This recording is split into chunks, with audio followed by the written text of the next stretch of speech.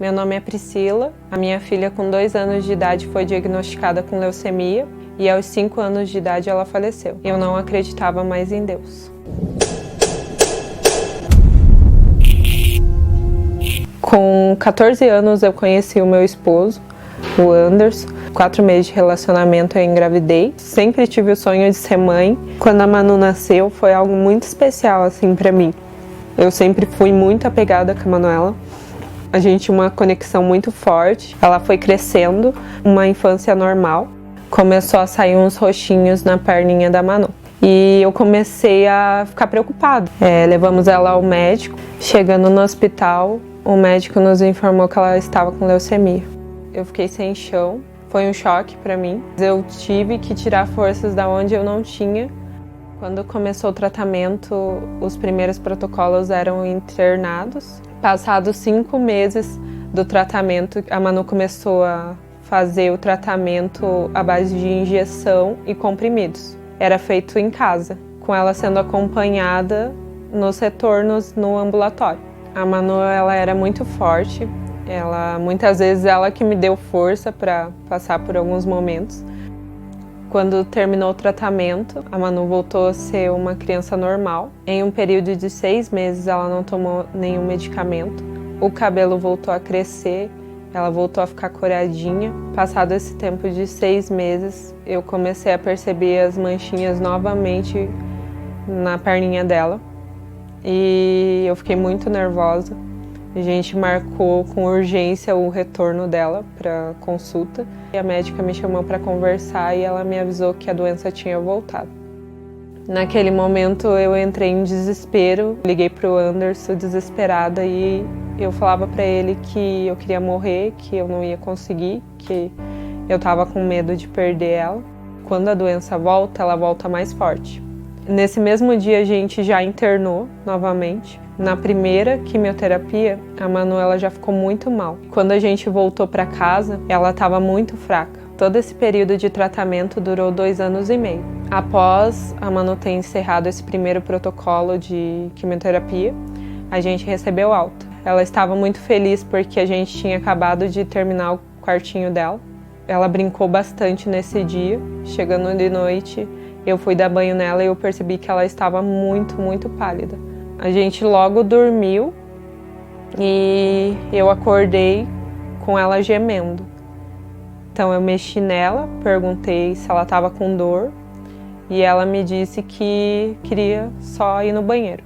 Passado alguns minutos ela voltou a gemer novamente e quando eu mexi nela ela já não respondeu. A gente levou ela correndo para o hospital. No hospital não tinha vaga na UTI.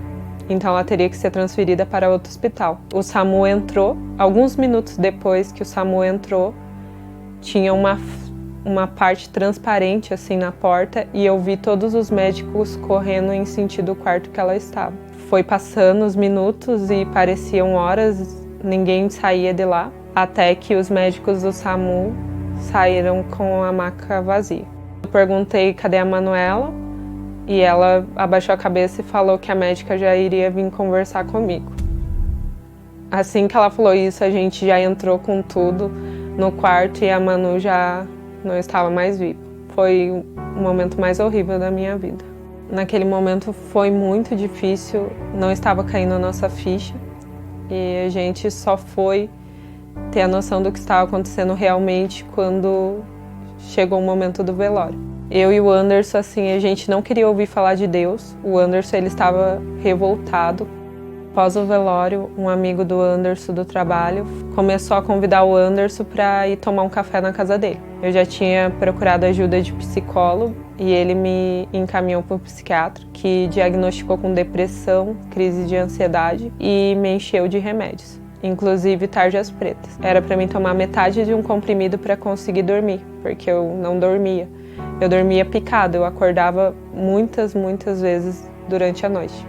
Teve um dia novamente que esse amigo chamou e a gente acabou indo. Chegou para tomar um café na casa dele e quando a gente percebeu, a gente estava participando de uma célula. Chegando em casa da célula, eu lembro que eu sentei no sofá e acabei adormecendo. E no outro dia, quando eu acordei assustada. Fui correndo olhar o celular. E eu me assustei quando eu vi a hora, que era 8 e pouco, quase 9 horas da manhã. E eu não acreditei. Eu falei, Anderson, eu dormi uma noite inteira. Ele falou, nossa, você dormiu, nem eu acreditei que você dormiu. E aquilo me impactou e eu falei pra ele que eu só queria ir na célula, eu não queria ir pra igreja. A gente continuou indo na célula, eu e o Anderson continuávamos brigando muito. Fazia algum tempo que a gente já não dormia mais junto. A gente acabou se separando. Nesse tempo eu tentei suicídio, porque Satanás veio na minha mente que eu tinha perdido tudo. Os médicos queriam me internar no hospital psiquiátrico. O Anderson continuava conversando com aquele amigo e devido ao que tinha acontecido, ele falou para ele me levar no culto à noite.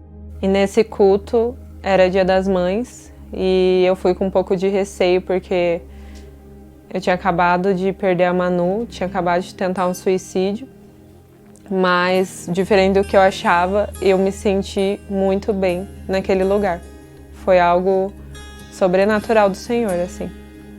Logo depois teve o retiro, o Anderson foi e quando ele voltou era outra pessoa e aquilo me despertou curiosidade. Eu fui para esse retiro, fui com meu coração totalmente aberto e lá eu conheci o Senhor assim de uma forma muito diferente.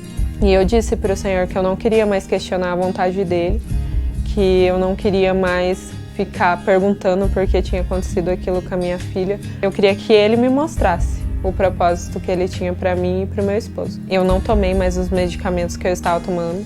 Eu entendi ali que eu era totalmente dependente do Senhor, porque antes eu não tinha alegria, não tinha vontade de levantar da cama. E eu entendi que a minha alegria teria que vir do Senhor todos os dias.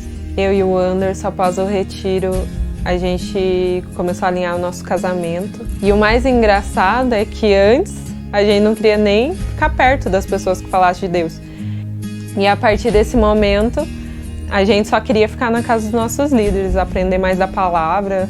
Algo que eu aprendi com os nossos pastores, nossos líderes, é que a gente não deve ficar lambendo as nossas feridas, porque eu tive que ter uma decisão de deixar o Senhor me curar, porque senão eu estaria até hoje sem viver o propósito que o Senhor tinha para mim. Se eu estivesse me autocomiserando, se eu estivesse me colocado num papel de coitada e não tivesse decidido seguir e correr a corrida. Eu tinha receio de ter contato com outras crianças e hoje eu faço parte do Ministério do Kids e eu vejo que é uma cura do Senhor para minha vida.